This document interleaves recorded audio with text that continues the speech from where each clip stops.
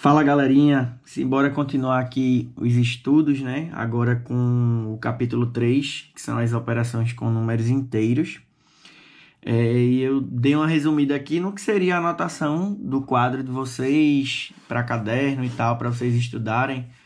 E no final do vídeo tem as fotos, eu vou tirar as fotos das folhas já resolvidas, os exemplos e tal.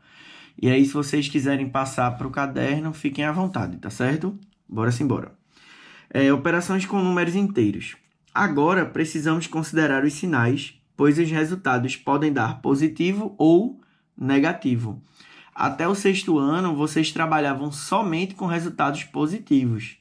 E aí a gente já estudou que existem os números negativos, que a reta numérica ela tem o zero no meio, e que esse zero separa a reta numérica em duas partes. A parte dos positivos, que fica à direita do zero na reta numérica, e a parte dos negativos, que fica à esquerda desse zero. A gente já estudou a comparação entre esses números, a gente já estudou o módulo, a gente já estudou números opostos, certo? Aí hoje a gente vai começar com as operações.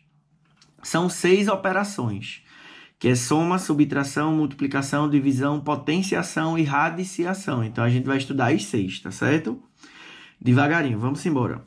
Antes de iniciar as operações, precisamos entender o que acontece com os números dentro das associações. Essas associações são os parênteses, colchetes e chaves. E isso quando há sinais na frente das associações. Então, se tiver um sinal de mais, que é um sinal positivo, o sinal de dentro permanece. Então, mais na frente repete sinal de dentro. Aí a gente pode colocar mais 3 ou somente o 3. A gente viu que quando o número está sozinho, a gente considera ele como positivo. Se tiver um mais na frente aqui, ó, tem um menos 2 dentro, então permanece o sinal de dentro e ficou menos 2. Quando tem um sinal negativo na frente dessa associação, a gente troca o sinal de dentro, ou seja, tem um menos na frente, o mais 3 fica menos 3, tem um menos na frente, o menos 2 fica mais 2 ou só o 2. Jorge, o que é que acontece com esse sinal da frente? O sinal na frente da associação, ele serve apenas para determinar o que acontece com o sinal de dentro. Se for um sinal de mais, repete, permanece o de dentro. Se for um sinal de menos, a gente troca o de dentro. Então, o que acontece aqui? A gente troca o sinal de dentro da associação. E para a gente iniciar aqui a primeira operação, né, que é a parte de adição, que é soma e subtração. E para soma e subtração, a gente precisa seguir 2 regras, que são de acordo com os sinais. Para somar ou subtrair números que têm os sinais iguais, a gente soma os módulos e repete o sinal, ou seja, mais 3 mais 5 vai dar mais 8. Menos 4 menos 2, a gente soma 6 e repete o sinal, menos 6. Quando os sinais são diferentes, a gente subtrai os módulos, ou seja, é o maior menos o menor. E a gente coloca o sinal do que tem o maior módulo. Ou seja, aqui eu vou fazer 4 menos 3, 1. Sinal do maior módulo, menos. 5 menos 2, 3. Sinal do maior módulo, mais 3. Quando aparecem vários termos, o ideal é a gente juntar os que possuem o mesmo sinal e depois fazer a operação com os sinais contrários. Ou seja, eu vou pegar aqui todos os positivos, juntar com os positivos, aí vai ficar, ó, 5 mais 5, 10, 5 mais, ou melhor, 10 mais 3, 13, com 2, 15, 15 com 8, 23. Aí eu vou colocar aqui mais 23. E agora a gente junta os negativos, que é só somar e repetir o sinal. Menos 2, menos 4, soma, repete o sinal. Aí agora eu tenho uma operação com sinais diferentes, ou seja, eu fiz os sinais iguais, que foram os positivos, depois eu fiz os sinais iguais, que foram os negativos, e agora eu vou fazer sinais diferentes. Sinais diferentes a gente subtrai e boto o sinal do maior módulo. No caso aqui, 17, ou simplesmente o 17 sem o sinal de mais na frente. Quando há operação com números que possuem sinais contrários e a gente tem o mesmo módulo, a gente pode cortá-los, porque dá zero. Por exemplo, sinais opostos, ó, números opostos. Mais 3 menos 3, eu posso simplesmente cortar, que dá zero. Mais 2, mais 5, menos 2. Vou cortar o mais 2 com menos 2. Sobrou quem? Mais 5. Pronto, agora a gente vai aqui para multiplicação e divisão. E para multiplicação e divisão, a gente precisa seguir uma regra que a gente chama de jogo de sinais, que é quando os sinais são iguais ou quando os sinais são diferentes. Lembrando, aqui a gente só vai aplicar o jogo de sinais quando a gente tem só dois números sendo multiplicados ou divididos, né? No caso, multiplicação. Divisão, a gente só consegue dividir dois números.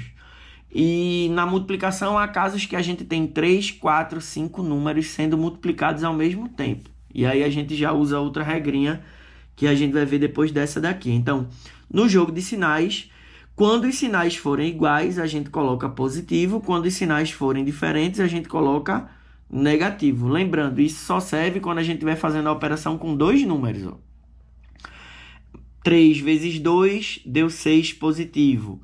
Menos 2 vezes menos 4, ó, sinais iguais, positivo. E aí é só multiplicar o número. 2 vezes 4, 8. Sinais iguais, positivo. 12 dividido por 6, 2. Sinais iguais, positivo. 20 dividido por 4, 5. Para sinais diferentes, sempre dá negativo. 3 vezes 2, 6. Mais com menos, menos. 2 vezes 4, 8. Menos com mais, menos. 12 dividido por 6, 2. Mais com menos, menos.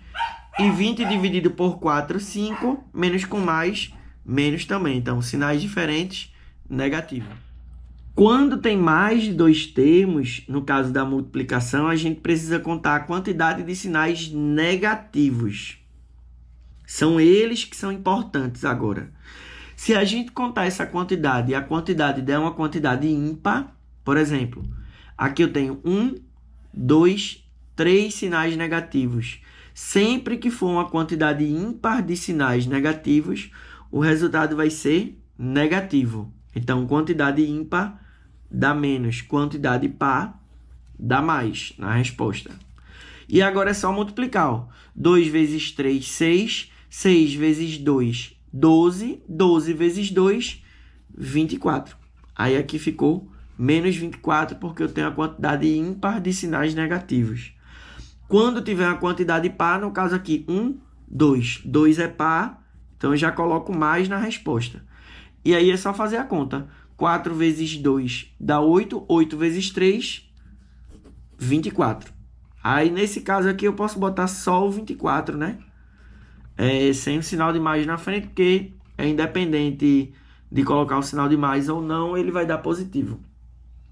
Na potenciação, a gente precisa lembrar que o número de baixo a gente chama de base e o númerozinho de cima a gente chama de expoente. Esse expoente me diz quantas vezes eu vou repetir a base. Exemplo, se eu tiver, digamos, 5 elevado a 2, a base é 5, o expoente é 2. O expoente sendo 2, me diz que eu vou pegar a base e repetir 2 vezes para multiplicar. E isso daqui vai dar 25. Então, se liguem, porque tem muita gente que faz simplesmente 5 vezes 2, 10 e coloca a resposta. Quando potenciação, ele é um caso particular da multiplicação, mas não é a mesma coisa. A potenciação você multiplica a base quantas vezes o expoente informa. É o que tem dizendo aqui, ó. O expoente determina a quantidade de vezes que repetimos a base se multiplicando. Por esse motivo, quando a base for positiva, o resultado sempre dá positivo. Ou seja, 2 elevado a 3, base positiva fica mais. Aí, mais 8. Porque aqui é 2 vezes 2 vezes 2. Aqui, 4 ao quadrado. Mais 4 ao quadrado, base positiva, resultado positivo. 4 ao quadrado é 4 vezes 4. Só lembrando, aqui é 2 vezes 2 vezes 2. E aqui é 4 vezes 4, que dá 16. Ainda continuando, né, na potenciação, a gente tem também os casos onde a base é um número negativo. Aí a gente tem que se ligar, porque quem vai determinar a resposta dessa conta, dessa potência, vai ser o expoente.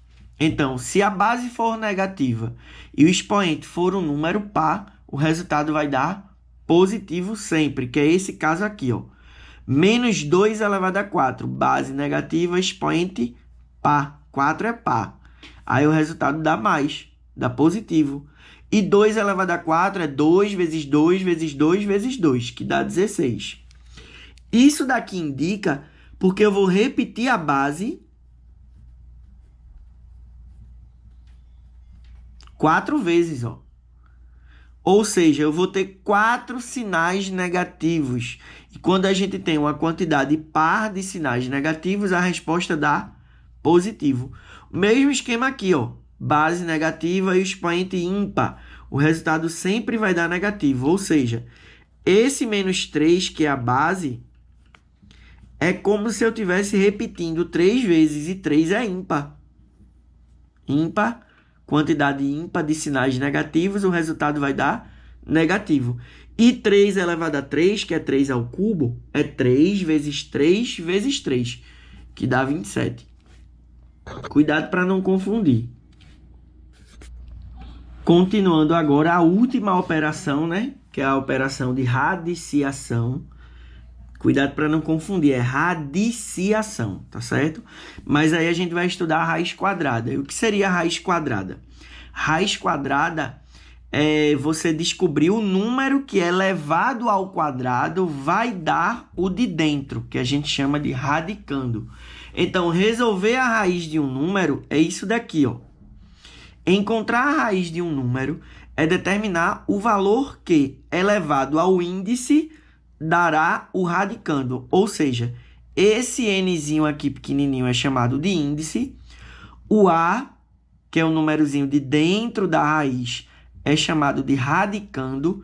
Esse símbolozinho tá aqui, ó, a gente chama de radical, tá certo? Então, descobrir a raiz de um número é descobrir o número que elevado ao índice, que é esse de fora, vai dar o de dentro. Ou seja, o número que é elevado ao índice vai dar o de dentro, que é chamado de radicando. No caso da raiz quadrada, o índice não é obrigatório aparecer, porque o índice é 2, tá certo? E a raiz quadrada de 4 é 2. Por quê? Porque 2 ao quadrado vai dar 4. Então, vai dar o de dentro. Há raízes que a gente já sabe decorada, né? Que são as menores. A gente viu a raiz quadrada de 4, tem a raiz quadrada de 9, que é 3, tem a raiz quadrada de 16, que é 4, a raiz quadrada de 25, que é 5. Reparem que não tem o índice, mas o índice é sempre 2 quando ele não aparece. A raiz quadrada de 36 é 6, a raiz quadrada de 49 é 7, a raiz quadrada de 64 é 8. Isso tudo, por exemplo, Jorge, por que é 5? Porque 5 elevado a 2 vai dar 25, que é 5 vezes 5, ó, vai dar o de dentro. Então, todos esses números, quando eu elevo ao quadrado, ele sempre vai dar o de dentro, que é chamado de radicando. Raiz quadrada de 81 é 9, raiz quadrada de 100 é 10, raiz quadrada de 121 é 11. Quando os números são maiores, às vezes a gente não sabe decorado. Tem gente que não sabe que aqui é 12. Aí a gente precisa decompor. Vou explicar como é, tá certo? Você vai pegar o 144 e vai decompor ele em fatores primos. Lembrando, o índice aqui é 2. Vamos lá. Por 2 dá 72. Por 2 dá 36. Por 2 dá 18. Por 2 dá 9. Não dá mais por 2. Por 3 dá 3. E por 3 dá 1. Aí, como o índice é 2, a gente vai pegar de 2 em 2, ó. Estão vendo? Peguei 2, peguei mais 2, peguei mais 2. E aí eu vou multiplicar só esses daqui.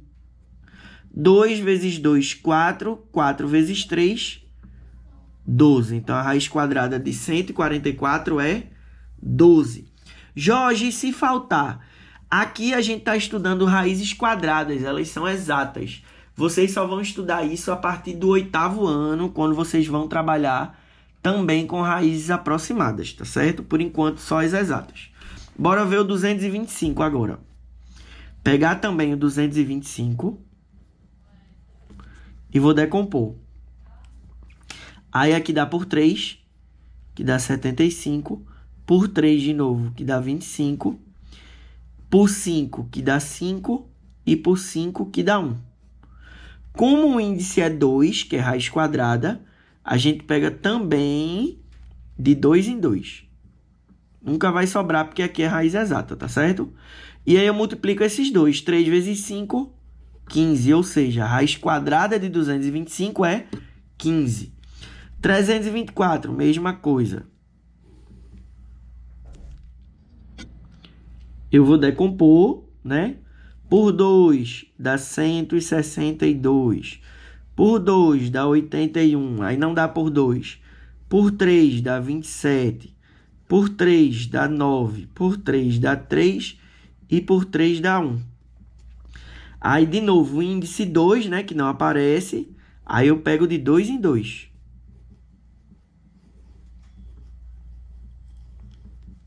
Dois vezes 3, 6. Vezes 3, 18.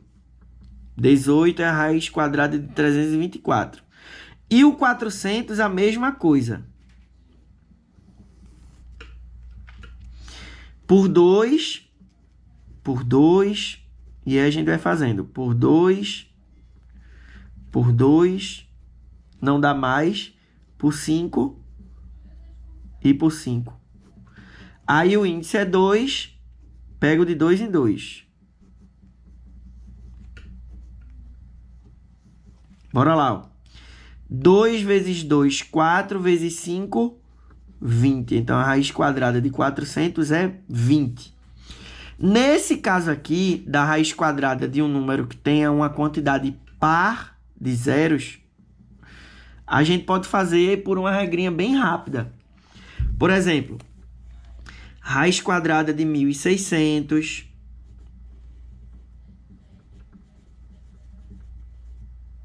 raiz quadrada de 90.000. Bem de cabeça. Como aqui o índice é 2, eu tenho que ter uma quantidade par que dê para dividir por 2 de zeros. Tá certo? E esse número da frente, ele tem que formar um número que é um quadrado perfeito, que a gente chama, que dá para tirar a raiz quadrada. Ou seja, 16 a gente sabe que a raiz quadrada é 4, tá certo? Então, eu volto para cá. Eu vou esquecer esses zeros por enquanto. Quanto é a raiz quadrada de 16? 4. Quantos zeros tem aqui? 2. Quanto é 2 dividido por 2? 1. Aí eu coloco 1 zero. Eu nem precisei decompor. Bora para o 90.000 de novo. Vê se vocês entenderam. Quantidade par de zeros dá para dividir por 2. Vou tirar a raiz quadrada do da frente. A raiz quadrada de 9 é 3. Eu tenho aqui 4 zeros. 4 dividido por 2 dá 2. Só isso. E para finalizar, a gente tem expressões numéricas, né? Que já é conteúdo que vocês já viram em tempos anteriores. A gente já estudou até esse ano, deu uma revisada nos conteúdos do 6º ano, no início da primeira unidade, até o meio de fevereiro, mais ou menos. E é necessário seguir 2 ordens para resolver as expressões numéricas. Primeira ordem é a ordem das localizações. A gente resolve primeiro tudo que está nos parênteses, depois tudo que está nos colchetes, depois tudo que está nas chaves. E tem a ordem das operações, que a gente resolve primeiro potências e raízes, né? Que é potenciação e radiciação. Depois a gente resolve multiplicação e divisão. E depois a gente resolve soma e subtração. Tá certo? Reforçando a regrinha dos sinais, existem 2 regras. Uma para soma e subtração e uma para multiplicação e divisão. Para somar e subtrair, quando os sinais são iguais, soma e repete o sinal. Sinais diferentes, subtrai e coloca o sinal do maior. Quando é multiplicação e divisão, sinais iguais dá mais, sinais diferentes dá menos. É só lembrar dessas duas regras que muita gente se confunde, tá certo? Aqui é para soma e subtração e aqui é para multiplicação e divisão. E aí fica como tarefinha de casa essas páginas aqui, a 55, 56, 57, 59, 62 e 70, tá certo? Cheiro e vamos embora estudar e eu vou me disponibilizar para tirar as dúvidas também, tá certo? Valeu!